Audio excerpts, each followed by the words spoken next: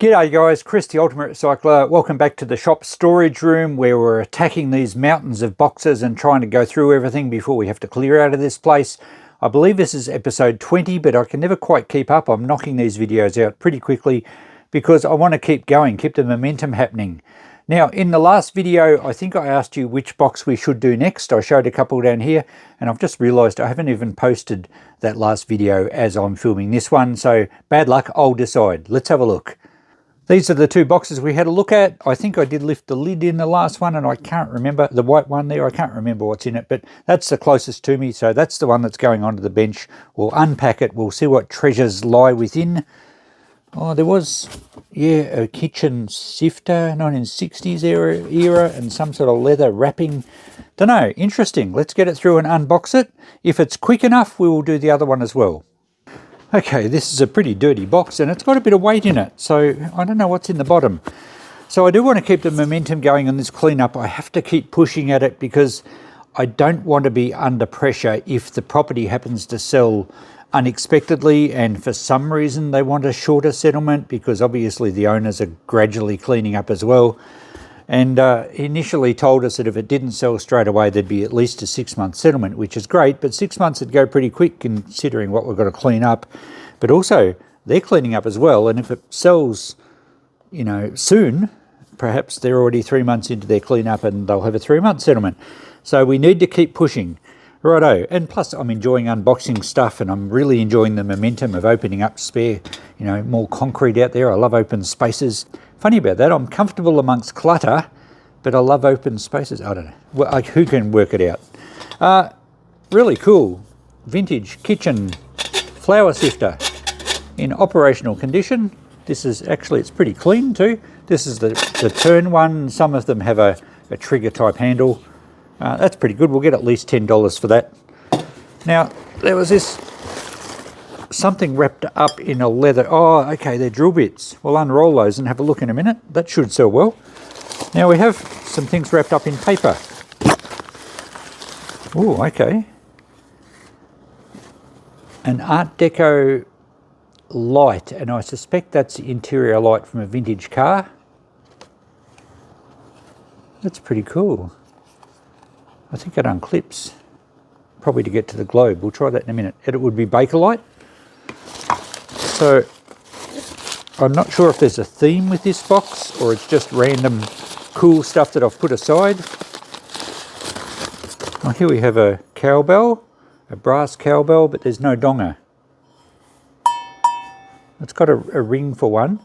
They often just had a bit of wire with a very rough cast piece of metal. I've even seen just an old nut, which we could do. We could twitch a bit of wire and an old nut in there, an old rusty one. I might take that home and do that, or find something here. And that's going to sell quite well. Don't know if there's any brands on it. We'll have a better look at that soon.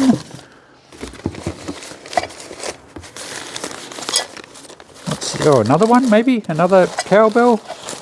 They sell very well, the old cowbells. That one has got that's got a proper donger in it too. That's a metal one, like a steel one. They're pretty loud. So that's not brass, but they often were brass plated. It's got the rivets down the side. That's a nice early bell, that one. Should sell quite well. Oh, we have some interesting stuff in here. Oh, I've just noticed on the side of the box, it says to eBay. So this is some quality stuff that I've obviously put aside a long time ago that I thought would be worth going well on eBay. Whether we do eBay any of it or whether I put it in the shop remains to be seen. Is that that's a microphone. Looks like a pretty good quality microphone.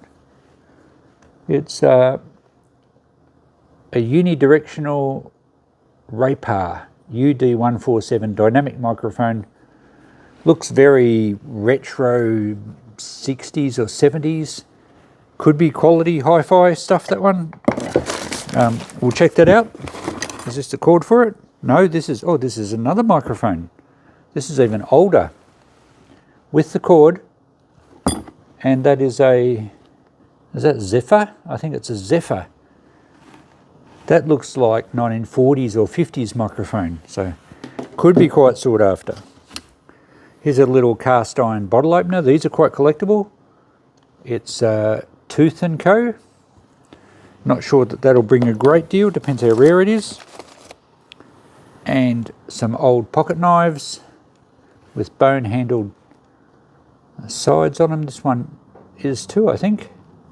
They'll be branded, probably English. Oh, it actually says bunny knife. The blade is very well worn, but that's a bunny knife, possibly Richards from memory, of Sheffield, England. Can't quite read that. I'll get a photo of that. And this little one, I think they call them a pen knife. Is this a little one? I can't read the brand on that one either. Possibly an English one as well. Pocket knives sell very well. We get a lot of people after pocket knives. Alrighto. A chisel. There's a few wood chisels in there. What's in this one? This is like Christmas. A automotive rear number plate light, I would guess. It says England. It's Lucas brand. It's in very good condition. So that would suit a vintage car restoration. I don't know what model car that would suit. Now we have some wood chisels.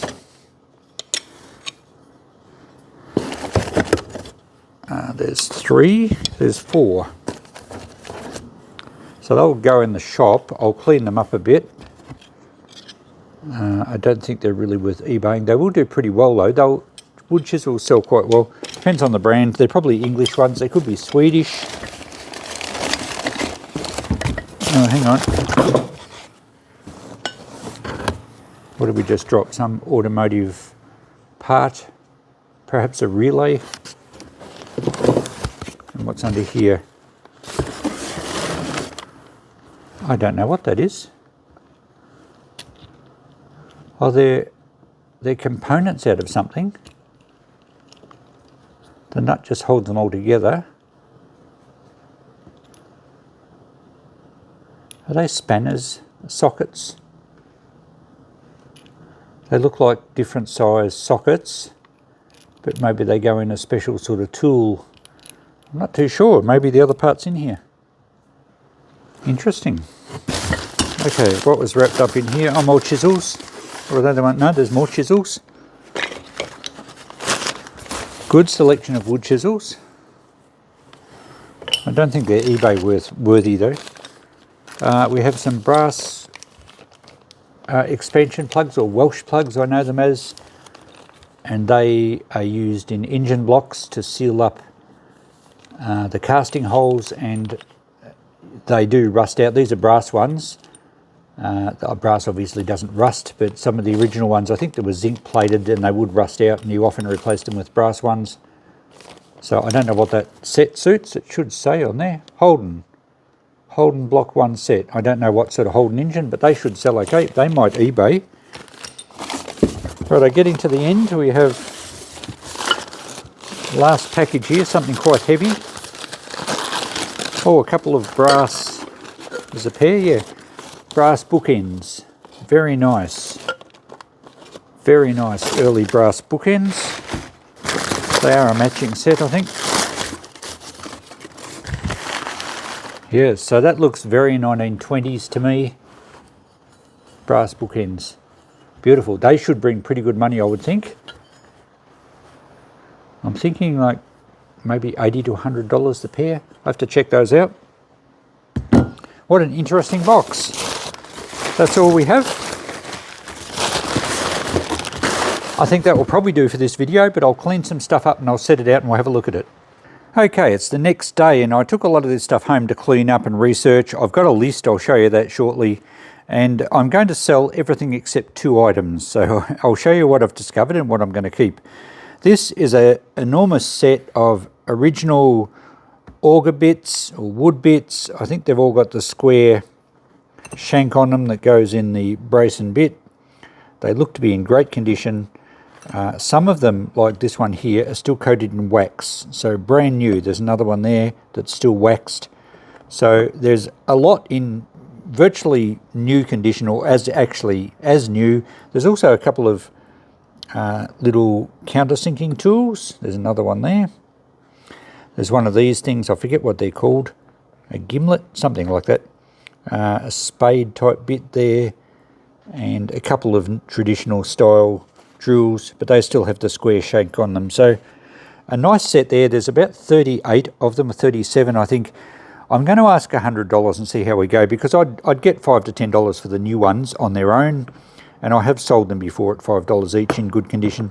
So, you know, at over 30 at $5 each is 150. I think we'll try 100, see how we go. In the original, it's not leather, it's like an oilskin wrap that you basically roll them up. There's a couple of the extra bits there. So that's a really nice set. We'll see how we go with 100 on that. All right, I'll spread some of the other stuff out and we'll have a look at it. The chisels are next, and I've just buffed them up on my wire wheel at home. This is the pick of them, I think. It's a really nice one. It's Robert Sorby with the kangaroo trademark, and it's got a really nice unchipped blade. It's actually quite sharp, and that would be 1 inch wide, I think. So I'm going to hang on to that one because that's a really nice chisel, and I'm not sure what wood chisels I've got at home, but when I find a good one, I'm going to take it home. The rest of them are still quite nice. Most of them are English. I think that's a Titan one. Is Titan Australian? I think there's another Titan one too. Can't remember. And some of them I can't read. That was Titan. So that's quite a narrow chisel. And they've all got good sharp blades on them. There's a couple with nicks, but not too bad. This one is a socket style, which actually are quite sought after. I can't read the brand on that one. It's a bit blurred. It has been knocked around a bit, but it's easy to put a new handle in that. And a couple of these ones I couldn't read, but they do all say Sheffield. That one's got a brass ferrule on it. This one's the cheaper of the lot. Actually, I can't see a brand on that, and it just looks much cheaper, more modern. So we're going to go $5 on that. I'm going to put $10 each on all the others. They should sell fairly quick at that price, given that they're also quite sharp and basically ready to use. And I'm going to keep that one.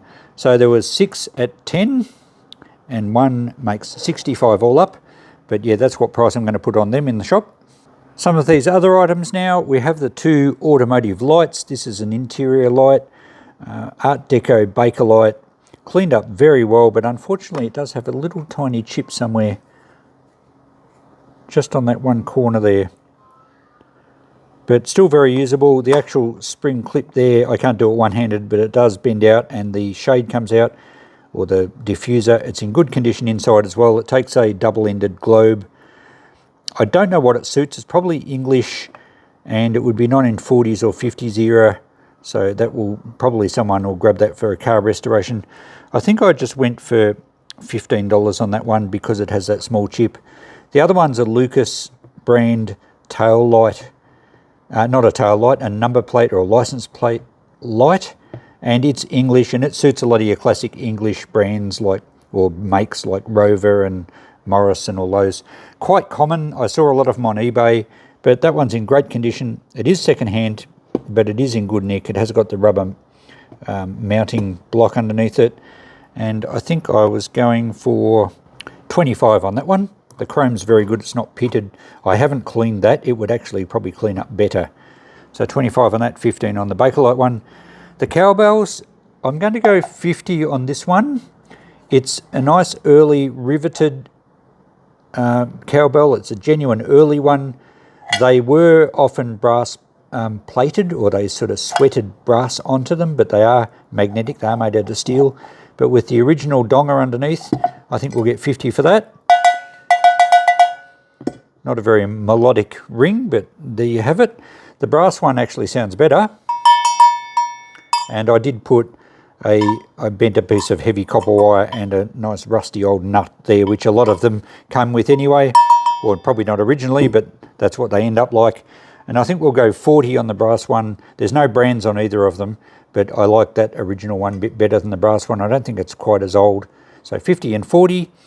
The microphones, this one is a Zephyr. It's Australian made, and I haven't been able to test it. I wasn't sure how to go about testing it, and I don't want to spend hours working it out. I believe they're fairly scarce. This would be 1940s or 50s. And I went for, I thought about $40 would try on that one. If it doesn't sell in the shop, I might throw it on eBay. does look a bit scuffed there, but it's only the black paint. The actual body of it, the bullet-shaped body, is not dented at all. It has a stand spot to screw in there. We'll try and get 40 for that one. This other one's a bit more recent, probably 1970s. It's branded Rapper, which is an Australian company, I believe, but they often apparently rebadged Japanese stuff. So this is from the 70s. It wasn't a high-end one, and I thought we might just try. Well, again, I haven't tested it. I thought we'd try $20 on that and see how we go. The other pair of items I've got here are these pocket knives. Now, unfortunately, they're not in the best condition, but they are very good brands. This one is a George Wostenholme, and it's the IXL, or it's marked IXL, which was a bit of a pun on IXL. So I gather the guy thought he did a really good job on things. You can just see the mark there. Unfortunately, one of the blades has broken. I didn't realise until I saw the stub at the end, and it does pivot out, so it's lost a blade. It's got the original, I don't think that's real bone. I think it's probably a xylonite, which is a faux ivory type cover on the sides, which isn't too bad actually. It's not cracked or anything. So, and the blade itself is quite worn, but I thought we'd go $10 on that one. It is a rare brand, and those brands bring good money on some of the better knives, and obviously in better condition.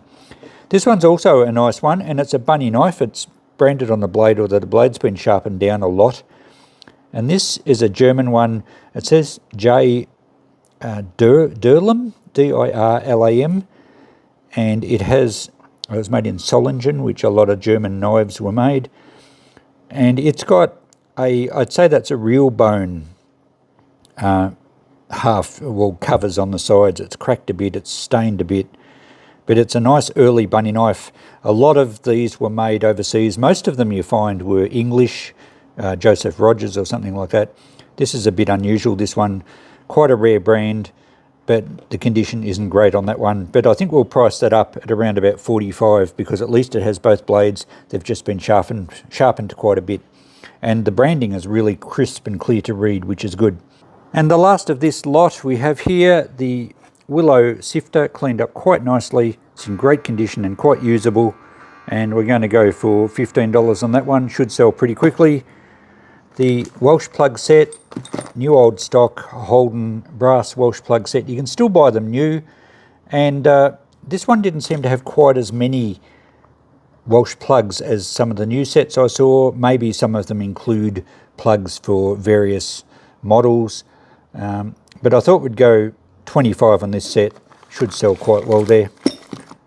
To either a Holden collector or someone that actually wants to use them.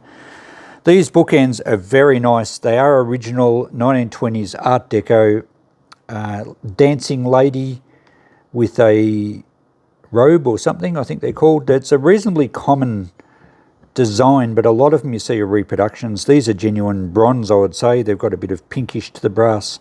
Some of them you find are actually brass plated over cast iron, but these ones are nice original ones. I think they were French or European, but there's no markings on them at all.